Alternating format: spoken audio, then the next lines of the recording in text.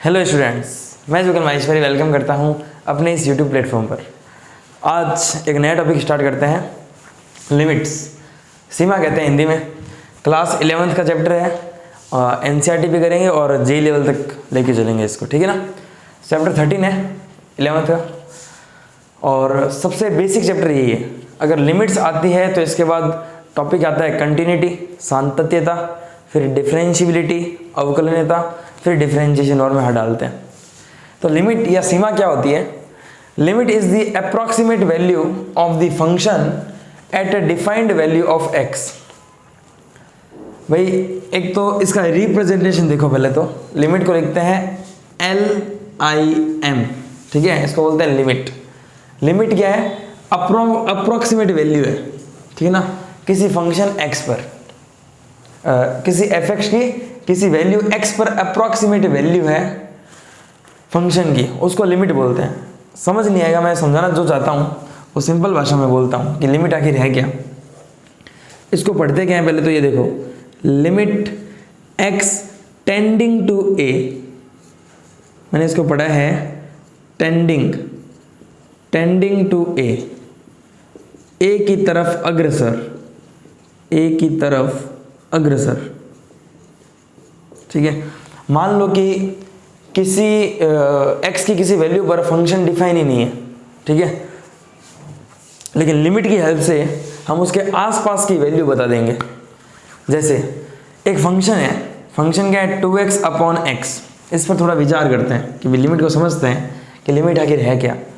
A function है 2x upon x, तो आज तक अपन यही सॉल्व करते हैं। अच्छा 2x अपॉन x है, x काट दो, आंसर कितना आएगा? 2।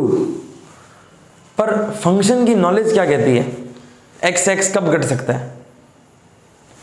ये जो fx है 2x अपॉन x, तो ये x कब कट सकता है?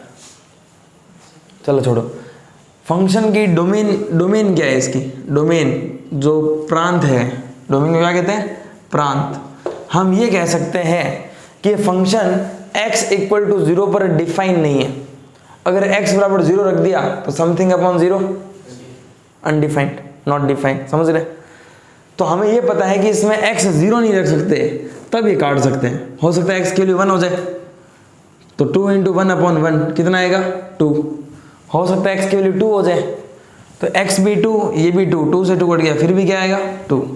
तो ये कब कट सकता है? जब x 0 नहीं है। ये इसकी डोमेन क्या है? फिर 0 के अलावा इसमें x कुछ भी रख सकते हैं, वो इसकी डोमेन है। मैंने ये दे दो function fx equal to 1/x, तो x में क्या नहीं रख सकते? 0, यानी इसकी डोमेन क्या आ गई?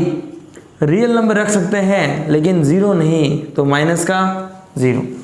x की वैल्यू में रियल नंबर रख सकता हूँ यहाँ पे, पर 0 नहीं रख सकता, ठीक है। इतना समझे तुम लोग? अब मैं ये बोलूँ नहीं, मुझे तो इसकी वैल्यू 0 पर ही बताओ, तुम इसकी वैल्यू 0 पर बताओ, इस फंक्शन में 0 रखो, तो 0 रखूंगा तो क्या बनेगा? 2 इंटू 0 अपॉन 0, समझ रहे हो? वैल्यू नहीं बता सकते इसकी, क्योंकि 0 अपॉन 0 इनडिटरमिनेट फॉर्म होती है, जो अपन पढ़ेंगे इसमें। तो अब देखो, सारी बातें करेंगे ना धीरे धीरे। तो फिलहाल इसका एक और छोटा ग्राफ बनाते हैं, इसका ग्राफ बनाते हैं। मुझे x बराबर 0 पर इसकी वैल्यू नहीं पता, छोड़ो, x की वैल्यू 1 रखी, इसकी वैल्यू क्या आएगी?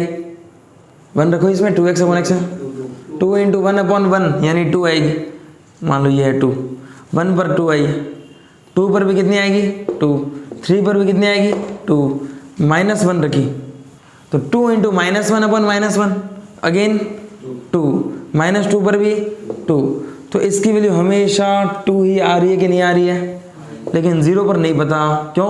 क्योंकि 0 डोमेन में ही नहीं है, 0 रख ही नहीं सकते, डोमेन में नहीं है, तो 0 पर नहीं पता, ठीक है क्या? अब क्वेश्चन आ गया कि भाई 2 पर वैल्यू बताओ फंक्शन की, तो 2 पर तो नहीं पता, पर लिमिट, इसकी लिमिट की वैल्यू बता सकते हैं।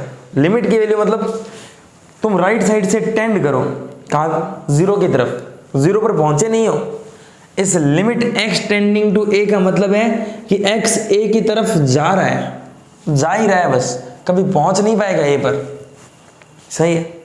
तो लिमिट x बराबर जो ये है a की तरफ अग्रसर है, a पर पहुंचा नहीं है, तो मैं यहाँ से 0 की तरफ जा रहा हूँ, जाते जाते यहाँ तक पहुँच पाया मैं, मान लो 0 के एकदम लेफ्ट में। इस पर वैल्यू कितनी है इसकी 2, लेफ्ट से 0 की तरफ जा रहा हूँ, राइट से भी 0 की तरफ आ रहा हूँ, आया टेंड कर रहा हूँ 0 की तरफ, टेंड कर रहा हूँ, टेंड करते करते जस्ट राइट में वैल्यू कितनी है 2। तो इस फंक्शन की 0 पर तो वैल्यू नहीं पता, पर 0 के राइट में भी वैल्यू 2 है और 0 के लेफ्ट में वैल्यू क्या है 2। इसको बोलते हैं लिमिट। समझ रहे हो कि इसके आसपास, फंक्शन के आसपास जो है फंक्शन का मान, आसपास की वैल्यू पर फंक्शन की वैल्यू क्या है, आसपास की जो वैल्यू है उस पर फंक्शन का मान कितना है 2। तो limit x tending to a, इस function limit x tending to 0 पर इस फंक्शन का मान कितना आ जाएगा 2। इसकी लिमिट का मान 2 है। समझ रहे हो। इसी को अपन अपनी भाषा में बोलते हैं 0 के राइट में है तो राइट हैंड लिमिट, और 0 के लेफ्ट में है तो लेफ्ट हैंड लिमिट। 0 के दाएं साइड है तो दाईं सीमा, और बाएं साइड है तो बाईं सीमा। ये है कंसेप्ट है लिमिट का। तो अब फंक्शन की वैल्यू तो नहीं पता, तो फंक्शन की अप्रोक्सीमेट वैल्यू पता चल गई अपन को कि भाई इसके आसपास 2 है ना, तो फंक्शन की वैल्यू भी 2। समझ गए। तो limit is the approximate value of the function at A defined value of x। तो फंक्शन पर वैल्यू अगर नहीं पता तो x टेंडिंग टू a, इस a के आसपास की जो वैल्यू है उसकी वैल्यू जो भी है उसको मैंने कैपिटल L नाम दी है। यहाँ पर फंक्शन के आसपास की वैल्यू पर लिमिट का मान कितना है 2, तो यहाँ पर L की वैल्यू क्या आ गई 2। तो किसी मान x पर फलन का अनुमानित मान लगभग मान ही सीमा होती है। इसको उतारो और समझेंगे अपन।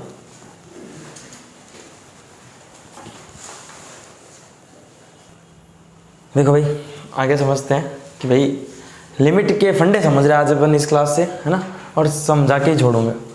सबसे पहले जो सीमा है limit, limit of what, limit क्या है बता दी मैंने। किसकी लेनी है लिमिट, फंक्शन की। कब भाई लिमिट अपन, भाई लिमिट क्या है वो तो मैंने तुम्हें बता दिया, ठीक है। अब लिमिट क्यों ली जाती है, क्यों आई लिमिट का यूज क्यों आया, to remove indeterminate form. Indeterminate मतलब अनिर्धारित रूप, अनिर्धारित रूप को हटाने के लिए किसका यूज लिया जाता है, लिमिट का। समझ रहे हो।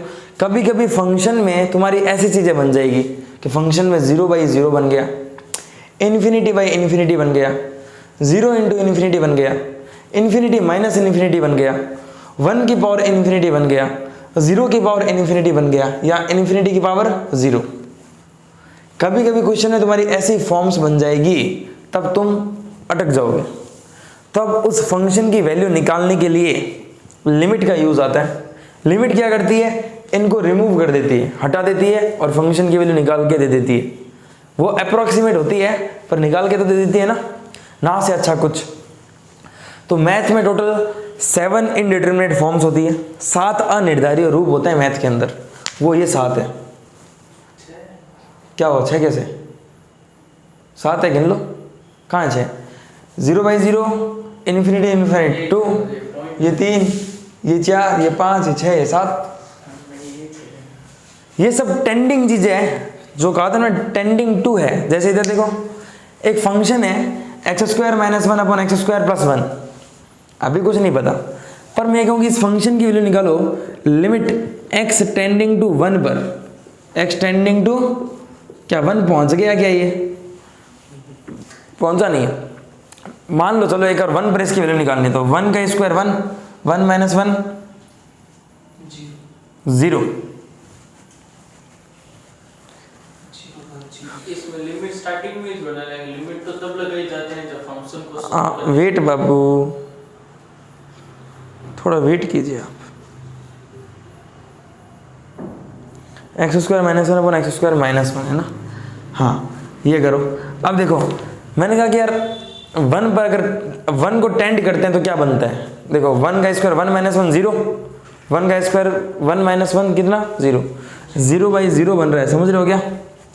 तो जब भी टेंडिंग टू त्रिज्या आएगी, जब भी ऐसा बनने वाला है, तब क्या लिमिट का यूज आता है कि भाई 1 पर इसका मान बन रहा है 0/0, तो अपन लिमिट लेके उसको सॉल्व करेंगे।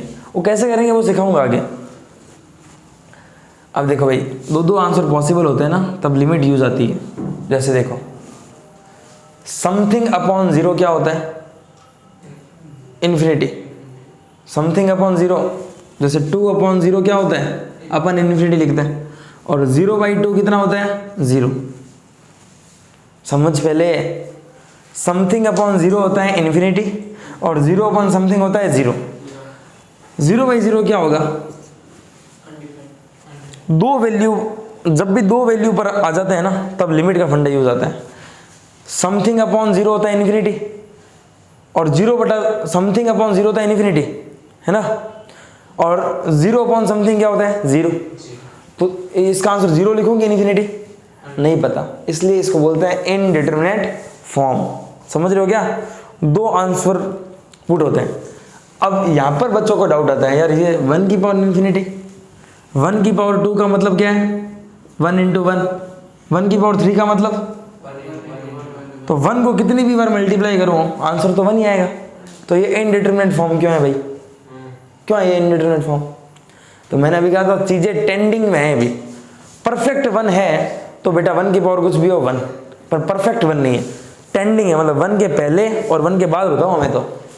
तो बेटा दिमाग लगाते हैं, 1 की पावर इन्फिनिटी है, इसका मतलब 1 के बाद वाली वैल्यू कर देखो, 1 प्लस की पावर इन्फिनिटी,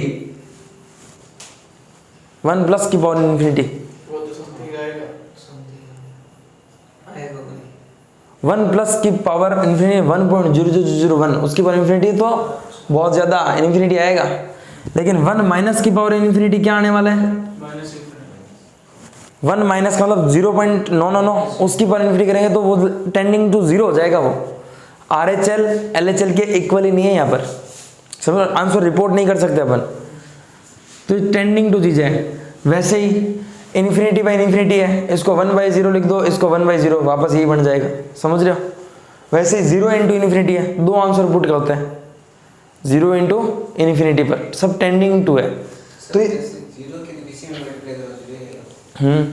टेंडिंग तो है बेटा ये, हाँ, इन पर कुछ वैल्यू पता नहीं है अपन को कि ये परफेक्ट वैल्यूज नहीं है, ये सब टेंडिंग में है, ये समझाते समझाते समझा दूंगा। वैसे 0 की पावर जैसे ये है वैसे ये है, 0 की पावर इन्फिनिटी, 0 प्लस की करेंगे कुछ प्लस में पहुंच जाएंगे, 0 माइनस में करेंगे तो माइनस में पहुंच जाएंगे। 0 माइनस का मतलब 0 से थोड़ा छोटा, 0 से थोड़ा छोटा नेगेटिव, वैसे ही इन्फिनिटी की पावर 0। पर इनको देख के ये ख्याल आता है कि यार फिर सर ये भी तो वो होनी चाहिए इनडिटरमिनेट फॉर्म, लेकिन ये इनडिटरमिनेट फॉर्म नहीं है। क्यों भाई, ये भी तो टेंडिंग टू मान सकता हूं मैं, तो ये 0 टेंडिंग है, टेंडिंग मतलब चलो 0.1 है, टेंडिंग मतलब 0 पर नहीं पहुंचा है तो 0.1 तो होगा।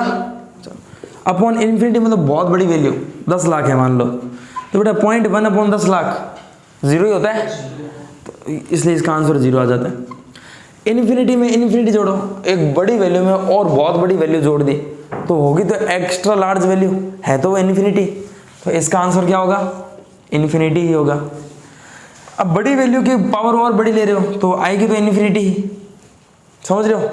वैसे ही 0 की पावर तुम कुछ भी कर दो, अब तुम कहोगे सर 0 तो आप टेंडिंग में लो, टेंडिंग में लेते हैं, चलो 0.1 ले ली मैंने, चलो 0.1 की पावर 1, 0.1 का स्क्वायर करोगे तो 0.01, 0.1 का क्यूब करेंगे तो और छोटा और छोटा और छोटा, तो 0 की पावर इन्फिनिटी या 0.1 की पावर इन्फिनिटी 0 ही आएगा, तो ये 0। तो ये कंफ्यूजन वाले पॉइंट है, ये लिख लो, ये नॉट इनडिटरमिनेट फॉर्म, ये इनडिटरमिनेट फॉर्म नहीं है, नॉट इनडिटरमिनेट फॉर्म।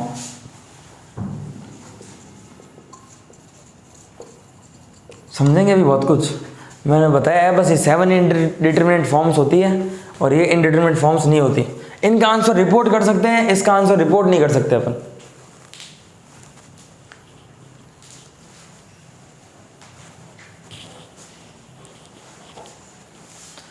देखो ये तीनों तो एक जैसे हैं, 0/0 लिखो। इन्फिनिटी अपॉन इन्फिनिटी का मतलब 1/0 अपॉन 1/0, अगेन क्या बन जाएगा 0/0। अरे इस इन्फिनिटी को 1/0 लिख दूं और इसको भी क्या लिख दूं 1/0, तो ये 0/0 नहीं बन जाएगा क्या? 0 इंटू इन्फिनिटी है, इन्फिनिटी को 1/0 लिख दो तो भी तो 0/0 बन जाएगा। यहाँ पर रिपोर्ट नहीं कर सकते, एक इन्फिनिटी से दूसरा इन्फिनिटी घटाऊंगा तो 0 आए, जरूरी थोड़ी है, दोनों इन्फिनिटी बराबर थोड़ी है। वैसे ये तो बता ही दिया टेंडिंग में, ये भी बता दिया, ये भी बता दिया। इंडिटरमिनेट फॉर्मूला जिसका वैल्यू नहीं निकाल सकते, ये पता है ना? हाँ, इनकी वैल्यू अपन पता नहीं है, तो लिमिट की हेल्प की वजह से अपन इसकी वैल्यू निकाल सकते हैं। वो पूरा टॉपिक पढ़ोगे तो तुम्हें अपना समझ में आ जाएगी चीज़ें, है ना। अभी मैं इतना ही बता पाऊंगा तुम लोग को, ज़्यादा बताऊंगा तो कन्फ्यूज हो जाओगे। अब इनको सॉल्व करने के कुछ मेथड्स हैं कि भाई ये बन जाएगा, फिर हम सॉल्व कैसे करेंगे, तो बहुत सारे मेथड है। पहला है प्रतिस्थापन विधि, सब्स्टिट्यूशन मेथड, समझाऊंगा क्या होता है, नाम जान लो अभी। दूसरा है गुणनखंड विधि, फैक्टराइजेशन मेथड। थर्ड है रैशनलाइजेशन, नाम में लिखे हुए चीज़ें, इस पर कुछ सब्स्टिट्यूट करना पड़ेगा अपन को, इसमें फैक्टर करने पड़ेंगे, गुणनखंड करने पड़ेंगे। रैशनलाइजेशन में रैशनलाइज करना पड़ेगा, 1/2 + √3 है तो 2 - √3 से मल्टीप्लाई और divide. Use of algebraic identities, अपने a + b का होल स्क्वायर, ये सब जो आइडेंटिटीज है ना, इनका यूज करके सॉल्व करेंगे। यूज ऑफ बाइनोमियल, बाइनोमियल है तुम्हारे द्विपद प्रमेय, इसका भी यूज कर सकते हैं और करेंगे भी। द्विपद प्रमेय का उपयोग करके लिमिट को सॉल्व करना, और एक लॉ ऑफ लव, ये और ये सिखाऊंगा क्या है ना।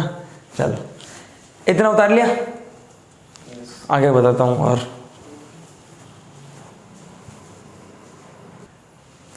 टॉपिक है value of a function versus limit of a function. फलन की वैल्यू वर्सेस लिमिट की वैल्यू का डिस्कशन कर रहे हैं अपन। करेंगे कैसे? एक फंक्शन है, एक फंक्शन f(x) है, इस फंक्शन के किसी पॉइंट a पर फंक्शन की वैल्यू क्या है बेटा m, a पर फंक्शन की वैल्यू क्या है m, पर अपन को लिमिट की वैल्यू निकालनी है। तो लिमिट की वैल्यू है, अपन क्या देखते हैं इसके आसपास की वैल्यू, राइट हैंड लिमिट और लेफ्ट हैंड लिमिट। a के जस्ट राइट, तो a से नंबर बड़ा होगा कि छोटा, बड़ा, उसको मैं लिख देता हूँ a + h। क्या लिख देता हूँ, जस्ट राइट में a + h। यहाँ पर h बहुत छोटा है, मतलब टेंडिंग टू क्या है 0। h इतना छोटा है कि अगर a 2 है, a क्या है मान लो 2, तो 2 में बहुत छोटा जोड़ा है 2.00000001, तो है तो 2 से आगे ही ना, तो वो h इतना है, समझ गए। तो a से आगे गया तो a + h, और a से पीछे जाऊंगा तो a - h, सही है।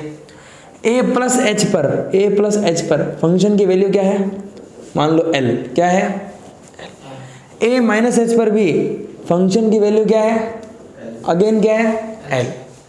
तो a के राइट हैंड साइड उसको बोलते हैं राइट हैंड लिमिट, दाईं सीमा।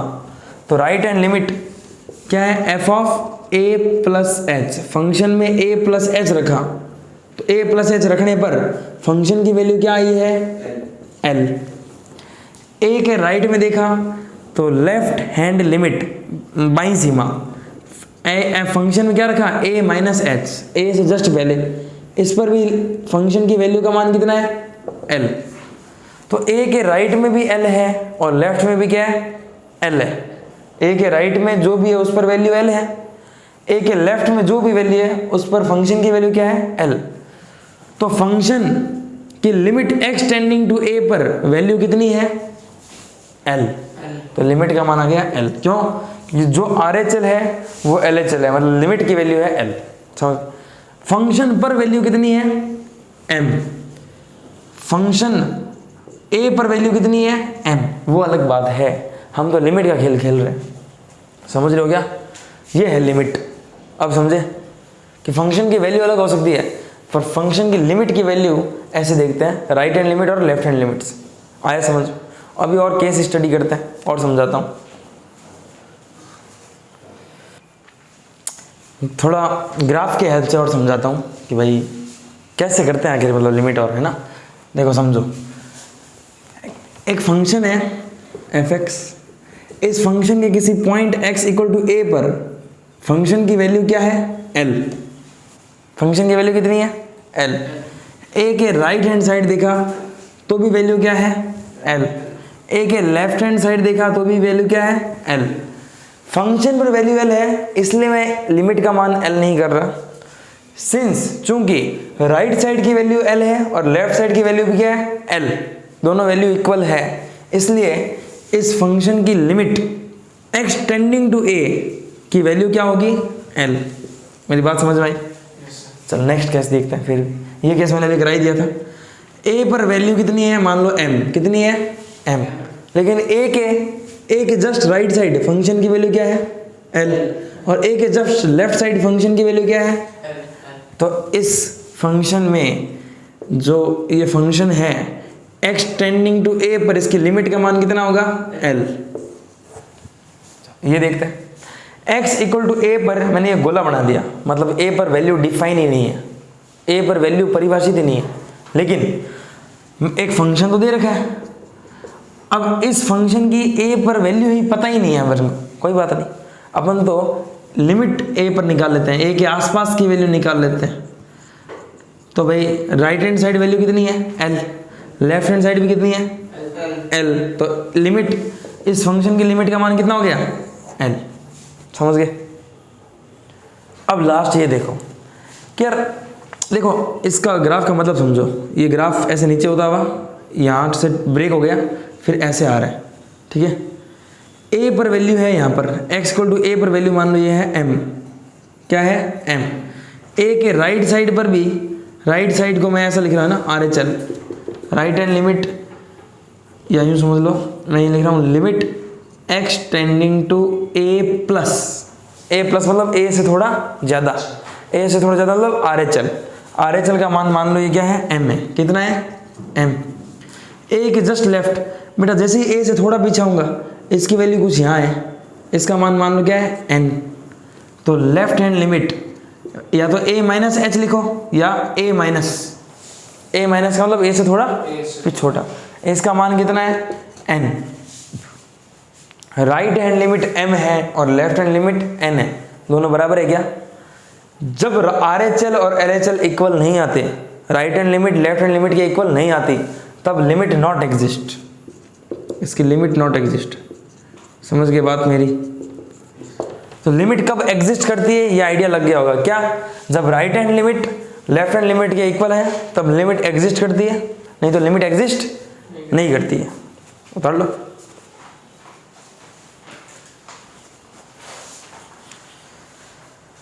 देखो चीज़ें बहुत इजी है, दिक्कत नहीं है, हो जाएगा धीरे धीरे। हाँ नींद आ रही है तुझे? आज टॉपिक स्टार्ट हुए इसलिए नींद आ रही है? क्वेश्चन होने दो, मज़ा आने वाला है, क्वेश्चन आने तो दो। और तुम कहोगे ऐसे इजी टॉपिक तो है नहीं, क्वेश्चन आने दो बस। चलो नेक्स्ट हेडिंग करते हैं।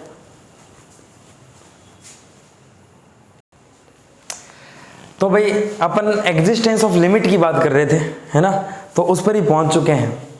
तो सीमा का अस्तित्व या एग्जिस्टेंस ऑफ लिमिट, लिमिट कब एग्जिस्ट करेगी, कब करेगी लिमिट एग्जिस्ट? सीमा का अस्तित्व कब होगा?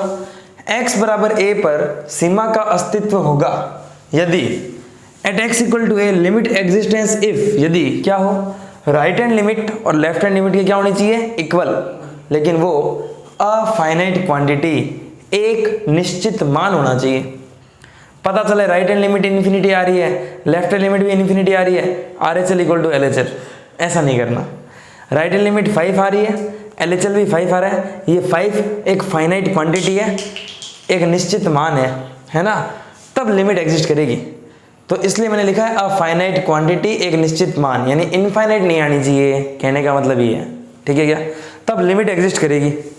तो RHL का मतलब दो तरीके से सीखा है अपन ने, वो दोनों तरीके लिख दिए हैं। RHL का मतलब limit x tending to a plus मतलब a से थोड़ा ज़्यादा, a से थोड़ा राइट साइड fx का मान। LHL का मतलब limit x tending to a minus मतलब a से थोड़ा पहले fx की वैल्यू, ये दोनों क्या आनी चाहिए इक्वल, और अफाइनाइट क्वांटिटी आनी चाहिए। या ऐसे लिख सकते हैं कि जो a से थोड़ा ज़्यादा है, मतलब फंक्शन में रखना है अपन को a से थोड़ा ज़्यादा, यानी a प्लस एच, जहाँ h क्या है, h बहुत छोटी क्वांटिटी है, यानी h tending to 0।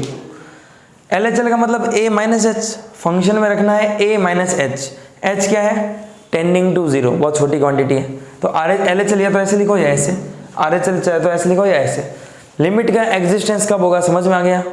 RHL LHL के इक्वल होना चाहिए, दाईं सीमा बाईं सीमा के बराबर होनी चाहिए। अब इंपॉर्टेंट चीज, limit x tending to a fx, इससे ये मतलब अभी तक का सार, इसका मतलब हम ये समझते हैं कि x a की तरफ जा रहा है। क्या x a के इक्वल है क्या? नहीं, x not equal to a, इसका मतलब ये।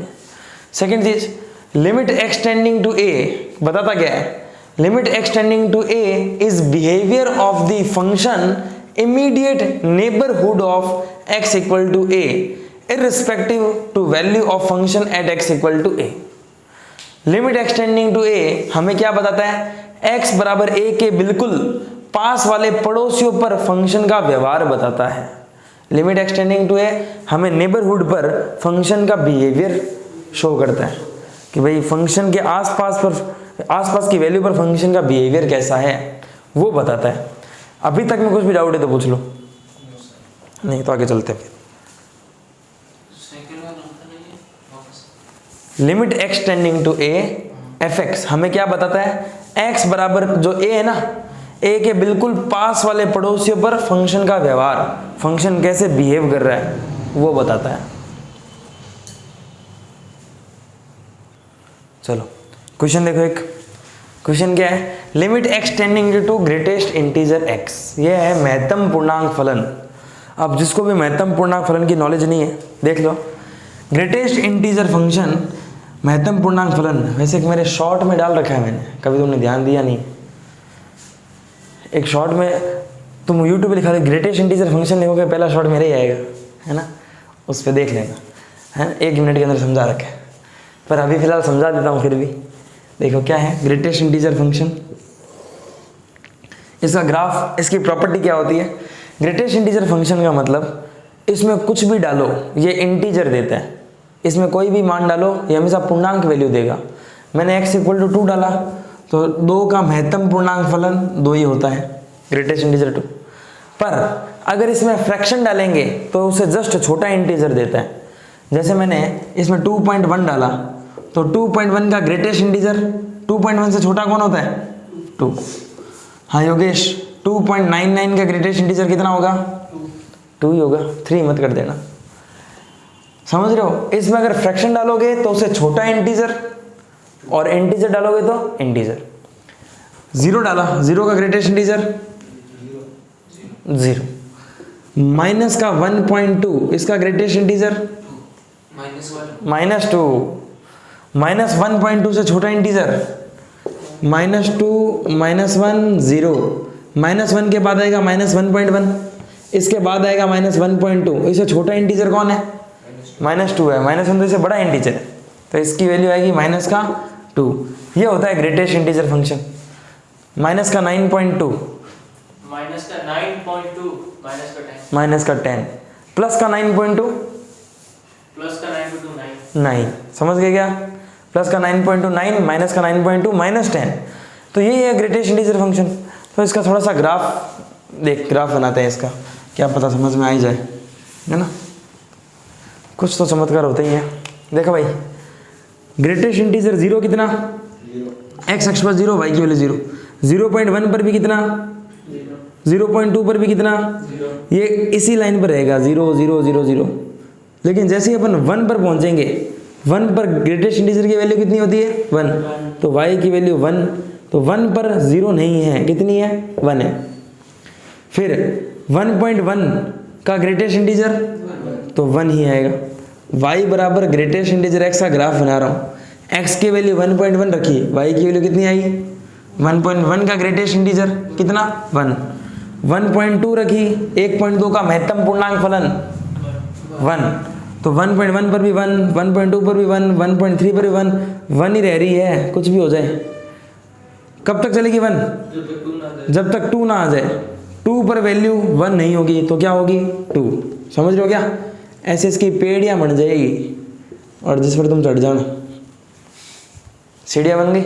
ये है ग्रेटेस्ट इंटीजर फंक्शन का ग्राफ, समझ गए क्या? वैसे ये पीछे चलने वाला है, पीछे चलने वाला है। 0 पर कितना? 0। 0 से जैसे ही पीछे जाऊंगा -0.1, उसका ग्रेटेस्ट इंटीजर -1। तो ये -1 पर तो -1 रहेगा, समझ रहे हो क्या? तो -1, लेकिन यहाँ पर इसकी वैल्यू ये -1 नहीं है, कितनी है? 0 है, समझ रहे हो? तो ऐसे ये पेड़ियाँ बन गई इसकी पीछे से। ये है ग्रेटेस्ट इंटीजर ग्राफ। अब समझो, limit x tending to greatest integer x की वैल्यू बतानी है, तो इसकी RHL की वैल्यू देख लेते हैं और किसकी? LHL की। RHL कैसे निकालते हैं? Limit x tending to 2 plus function का मान देखना है, तो 2 प्लस रखो इसमें। जैसे ही 2 प्लस रखूंगा, 2 से थोड़ा ज़्यादा उसका ग्रेटेस्ट इंटीजर। 2 से थोड़ा ज़्यादा होता क्या है? 2.00001, और उसका महत्तम पूर्णांक क्या होगा? उससे छोटा इंटीजर। तो 2 पॉइंट समथिंग से छोटा इंटीजर 2। लेफ्ट हैंड लिमिट देखते हैं। लेफ्ट हैंड लिमिट का मतलब 2 से थोड़ा सा कम, जो फंक्शन है उसमें 2 से थोड़ा कम रखना पड़ेगा। तो पुट करो 2 से थोड़ा कम, तो 2 माइनस का मतलब 2 से थोड़ा कम। 2 से थोड़ा कम क्या होता है? 1.99999, और 1.9999 का ग्रेटेस्ट इंटीजर कितना होगा? RHL कितनी? 2। LHL कितनी? क्या लिमिट एग्जिस्ट करती है? नहीं। लिमिट कब एग्जिस्ट करती है? RHL इक्वल हो और फाइनाइट क्वांटिटी हो। RHL LHL के इक्वल हो और एक फाइनाइट क्वांटिटी हो, लिमिट ही एग्जिस्ट नहीं करती है ना, तो लिमिट नॉट एग्जिस्ट। मेरी बात समझ गए क्या? Limit not exist.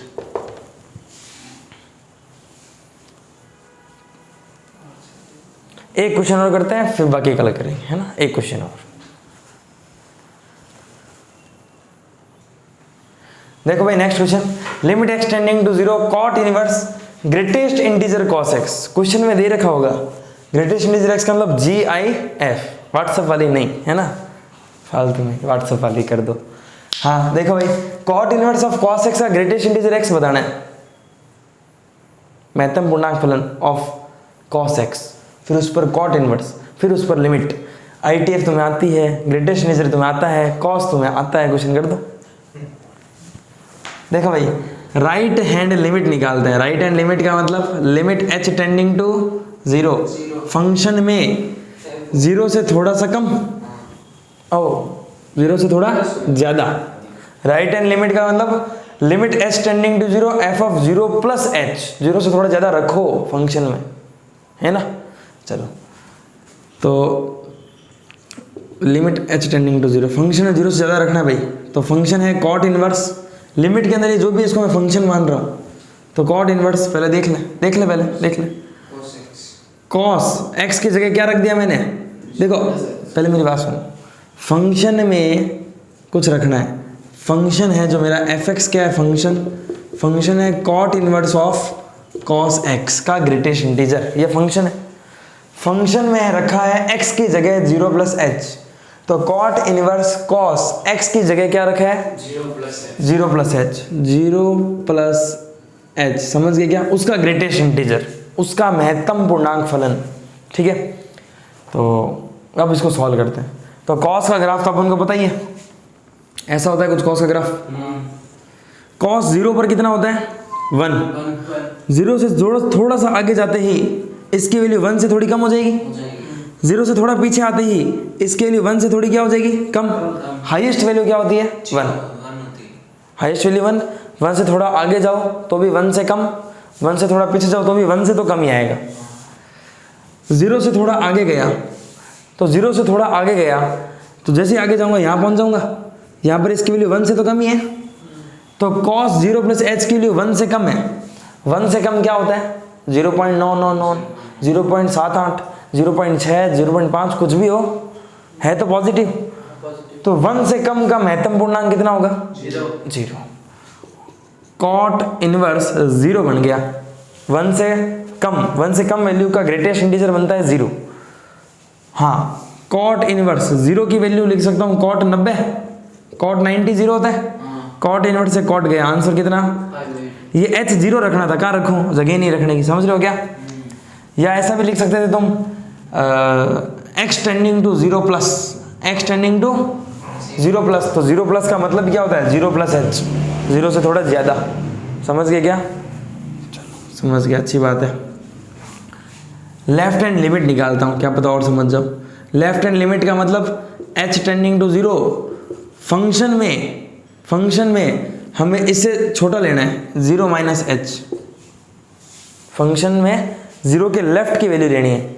या ऐसा भी लिख सकते हो कि भाई limit x tending to 0 minus, 0 minus का मतलब 0 माइनस h ऑफ फंक्शन, ऐसा भी लिख सकते हैं। इसका मतलब क्या है, इसका मतलब कॉट इनवर्स कॉस फंक्शन में क्या लेना है, 0 माइनस h, 0 से कुछ भी घटाऊंगा, कॉस 0 कितना होता है बेटा, कॉस 0 कितना होता है 1, 0 से थोड़ा पीछे जाऊंगा 1 से वैल्यू कम आएगी, और 1 से वैल्यू कम का ग्रेटेस्ट इंटीजर कितना होगा, 1 से वैल्यू का कम, -1 कैसे, 1 से कम 0.99, कॉस 0 माइनस h है, यहाँ पर क्या था 0 प्लस h, कॉस 0 कितना होता है, कॉस 0 कितना होता है 1, 0 से थोड़ा कम यहाँ पर आऊँगा, इसकी वैल्यू ये 1 से तो कम ही है ना, माइनस तो यहाँ पर आएगी वैल्यू इस जगह, नेगेटिव y एक्सिस, ये वैल्यू 0 से ऊपर है तो पॉजिटिव, लेकिन 1 से क्या है कम, तो 1 से कम है, तो 1 से कम का ग्रेटेस्ट इंटीजर अगेन कितना, अरे 1 से कम का ग्रेटेस्ट इंटीजर 0 होगा, 1 से कम 0.99 होता है, और 0.99 का ग्रेटेस्ट इंटीजर 0, और कॉट इनवर्स 0 फिर से क्या आ गया, LHL भी π/2, RHL भी π/2, मतलब लिमिट एग्जिस्ट करती है, और इसकी लिमिट का मान कितना है, मेरे ख्याल से तुम्हें समझ में आ गया, और लेवल बढ़ाएंगे अपन। तो आज के लिए इतना ही करते हैं, थैंक यू।